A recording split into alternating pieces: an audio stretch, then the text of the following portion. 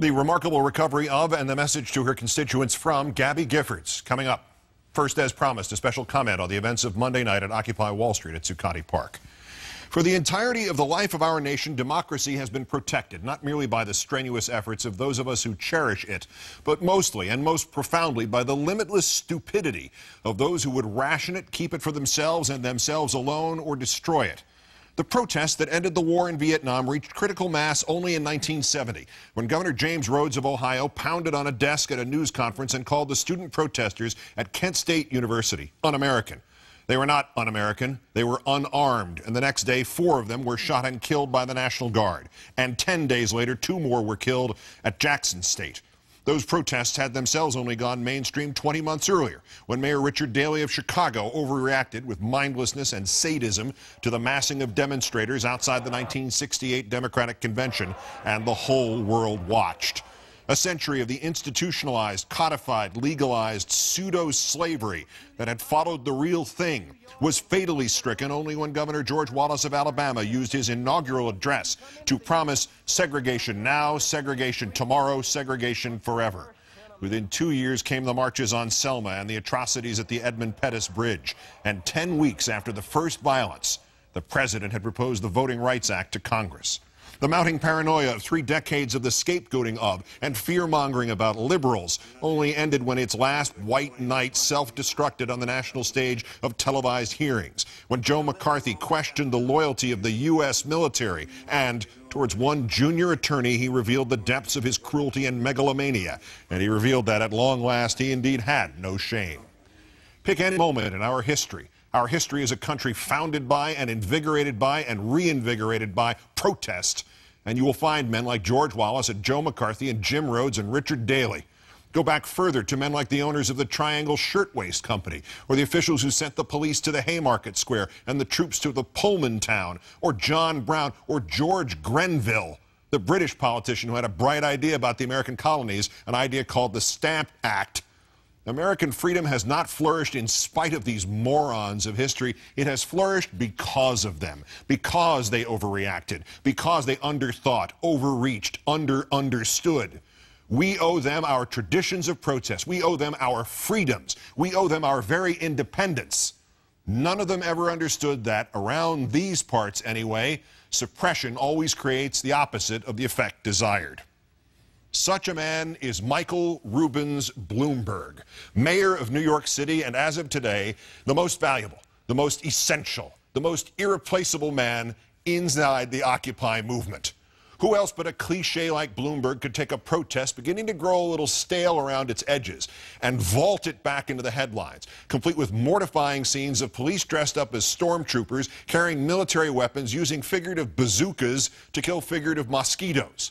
Who else but an archetype like Bloomberg could claim a group of protesters was making too much noise in a residential area and then choose to try to disperse them by bringing out LRAD audio cannons, machines that send painful waves of sound indiscriminately over the very same residential area? Who else but a cartoon like Bloomberg could have become rich, creating a multi-billion-dollar media and news company, and then authorize illegally preventing reporters from witnessing police actions he claimed were utterly legal, and then authorize the arrest of 4 reporters at a church? Who else but a human platitude like Bloomberg could have just gotten back from Jerusalem and the dedication of a $10 million medical facility for which he generously paid, and then enabled the image of policemen seizing 5,500 books from the Occupy Wall Street library and throwing them in a dumpster as if the cops were book burners? Who else but a hypocrite like Bloomberg could have overridden by backroom deal with the New York City Council the results of 2 separate referendums, limiting those in his office to just 2 terms as mayor so he could serve a 3rd term, and then have had his police arrest, beat up, and incarcerate a member of the New York City Council? Who else but a putz like Bloomberg could have insisted that protesters were not above the rule of law, and yet when the courts ruled he could not seize the protesters' tents and sleeping bags, nor kick them out of Zuccotti Park, nor keep them from returning with their tents and sleeping bags, who else could have stalled for hours until he could find another judge to give him the ruling he insisted upon? Who else but the epitome of tone deafness that is Bloomberg could have better illustrated the fundamental issue of Occupy when he puts the entire weight of the most people-driven city in the history of the earth behind already crushingly rich and their efforts to grab themselves still more advantages from those people. And he himself is the 12th richest man in America. Who else but a publicity addict like Bloomberg could have enabled the arrest of 700 protesters on the Brooklyn Bridge, and yet 2 months later, frozen 20 square miles of New York City in gridlock traffic over 2 days so somebody could film another goddamned Batman movie on the 59th Street Bridge, leading to the inescapable conclusion that if you want to tie up a little traffic during a protest for equality and freedom from corporate domination on a bridge in New York City, you will be arrested. But if you want to tie up all the traffic during a goddamned movie shoot for the financial benefit of corporate domination, the city of New York will embrace you and give you tax breaks. Michael Bloomberg, no such a figure, no such a living, breathing embodiment of all that is wrong and all that is stupid in the establishment in this country could be ordered up from the works of fiction or the casting calls of that goddamn Batman movie they filmed the weekend before he ordered the raid on Occupy Wall Street. Obviously, Mayor Bloomberg, you should resign, and your little bully of a police commissioner, Raymond Kelly, should go with you. You have overstepped all reasonable interpretations of your rights and responsibilities, and you have made Americans and people around the world realize that you are simply smaller, more embarrassing versions of the tin pot tyrants who have fallen around the globe in the past year.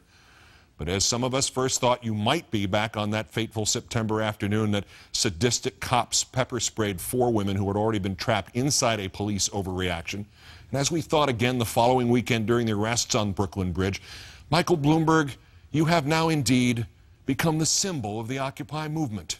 You are ready to take your historic place with Mayor Daley and Governor Wallace and Senator McCarthy and Prime Minister Grenville and every other idiot who has made the fateful and fatal mistake of thinking that just because he had power and money, that this was a nation in which everything has a price tag on it. We need you, Michael Bloomberg. We need you to keep making these mistakes. Tone-deaf, sensibility-offending, world-changing mistakes like the pepper spray and the Brooklyn Bridge and the paramilitary assault on Occupy Wall Street last night. Hell, Mike, the freedoms of this wonderful and transcendent nation corrupted by the endless greed of you and the other dozen richest people in it, and the corporations who nevertheless have still managed to own you somehow. These freedoms will not be restored to us in just the next 2 years. I'm endorsing you for a 4th term. Your nation needs you, Mr. Mayor.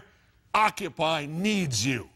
Bloomberg now, Bloomberg tomorrow, Bloomberg forever.